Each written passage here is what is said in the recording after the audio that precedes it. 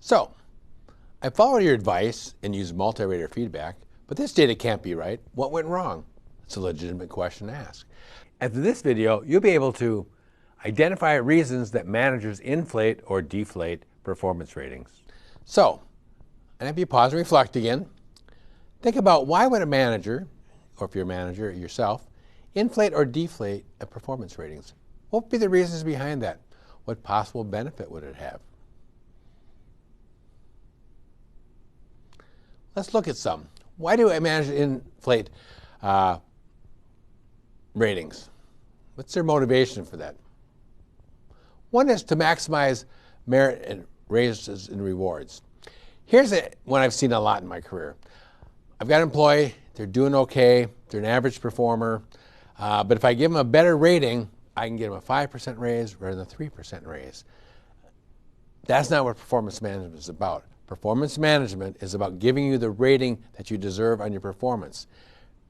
Increases in rewards are different. That can be dealt with separately, but do not make the process more difficult and water down the process by giving raises and rewards as a reason to increase the ratings. The other one, encourage employees. I think it's a nice way to encourage my employees. I'll give them exceeds expectations and they'll get all excited. Well, two reasons that's wrong. Again, performance reviews is accurately rate and develop your people. If I give them a false sense of hope that they're doing better than they are, short-term encouragement, longer-term minimizing growth. I might also do it to avoid creating a written record. What does this mean, you ask? Well, a lot of managers don't like paperwork. And if I have a performance issue with my employee, now I've got to write it up. So if I just tell them they're doing okay, then HR will let me off the hook and say, you don't have to write anything up because you're not disciplining them. Another reason is interesting, avoid confrontation.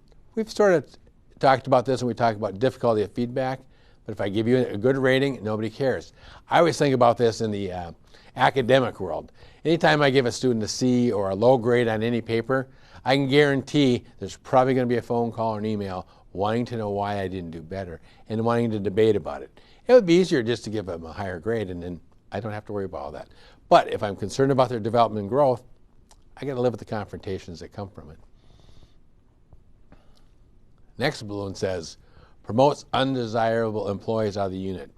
I don't see this often, but I have seen it. If I give you a bad rating, you can't post for a job.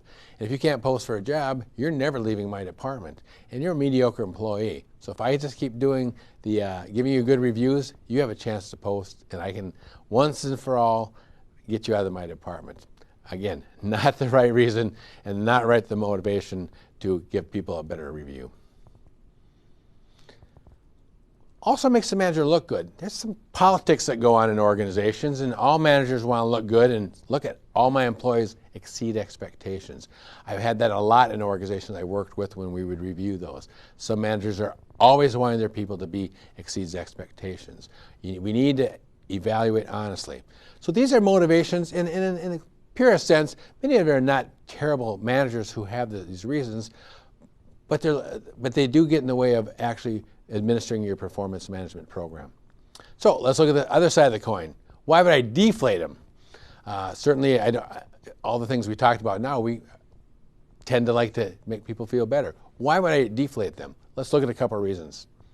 One is to shock people. I may just be tired of the poor performance, and I come in one day, maybe everyone's been late and they've been sort of sloppy on the reports, and I just say, I'm giving you all, writing you all up. It's going to shock people, get them to behave differently.